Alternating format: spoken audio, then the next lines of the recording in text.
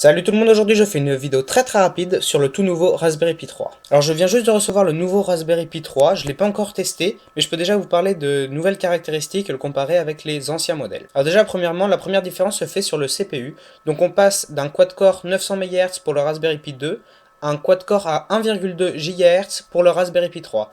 Et de plus, ce nouveau CPU est en 64 bits. Le second changement, et qui pour moi est le plus important, est en fait qu'on a finalement le Wi-Fi et le Bluetooth sur le Raspberry Pi.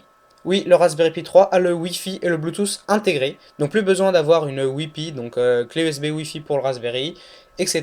Alors c'est un changement qui pour moi va vraiment beaucoup apporter parce que le Raspberry Pi étant un petit module vraiment très adapté pour les systèmes embarqués, ça va vraiment apporter parce que il manquait cette connexion sans fil, avant on était obligé de connecter par le câble, et donc le fait d'avoir le Wi-Fi et le Bluetooth va vraiment apporter une simplicité pour les systèmes embarqués au niveau du Raspberry Pi. Comme vous pouvez le voir, j'aime vraiment beaucoup les Raspberry Pi, hein. J'ai un modèle 1B+, j'ai deux Raspberry Pi 2 et une Pi caméra, et je viens tout juste de recevoir donc le Raspberry Pi 3, et je suis donc en attente du Raspberry Pi 0 que tout le monde s'arrache et donc qui n'est plus disponible nulle part. Alors moi je trouve vraiment les Raspberry très pratiques parce qu'ils sont tout petits, vraiment très légers, ils consomment pas, etc.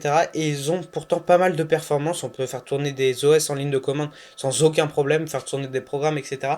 Et donc je m'en sers beaucoup donc, en tant que serveur, ou sur d'autres projets de robotique, de système embarqué, tout ce genre de projet pour lesquels le Raspberry Pi est vraiment très bien adapté. En plus avec ses ports GPIO, il relie l'informatique électronique.